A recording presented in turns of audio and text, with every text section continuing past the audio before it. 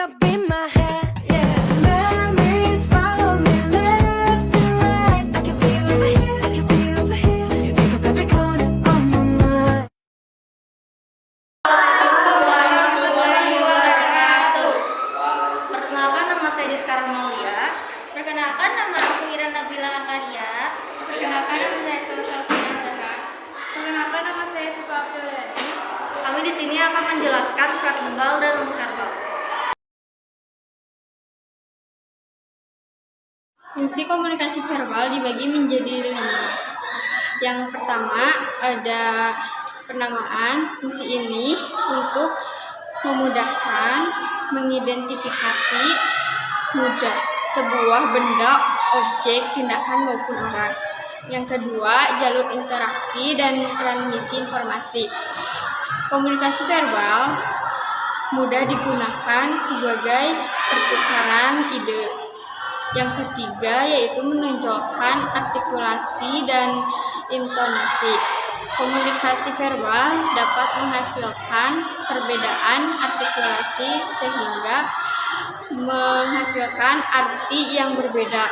Yang keempat yaitu alat asosialisasi yang efektif. Komunikasi verbal yang efektif untuk menyampaikan maksud, fleksibel dan bermanfaat. Yang kelima adalah sarana pengembangan bahasa. Komunikasi verbal adalah komunikasi yang menggunakan bahasa.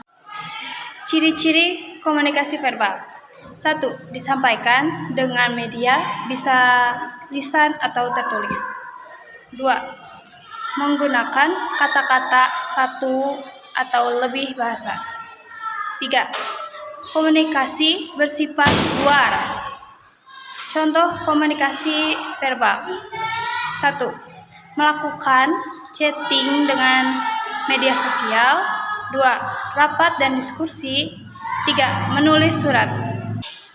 Jenis komunikasi verbal.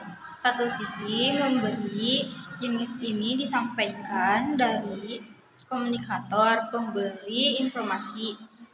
Jenis komunikasi ini biasanya terdiri dari berbicara dan nulis. Dua sisi penerima.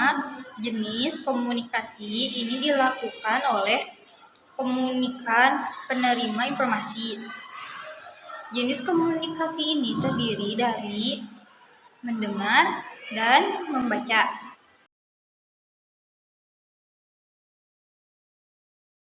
Komunikasi nonverbal adalah komunikasi yang tidak menggunakan kata-kata.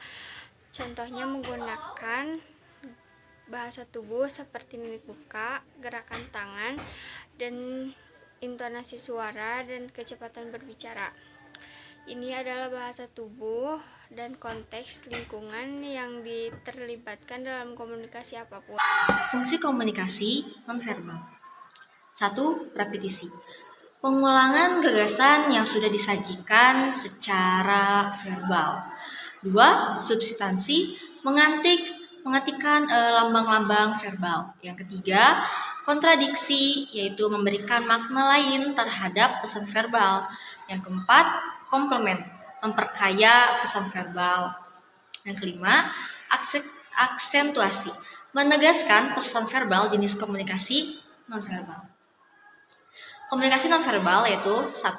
Kontak mata, 2. Gestur, 3. Sentuhan, 4. Tampilan, 5. Gerak dan postur tubuh, 6. Ekspresi wajah, dan 7. Parabahasa, dan 8. Ruang fisik. Contoh komunikasi nonverbal. 1. Mengetuk pintu.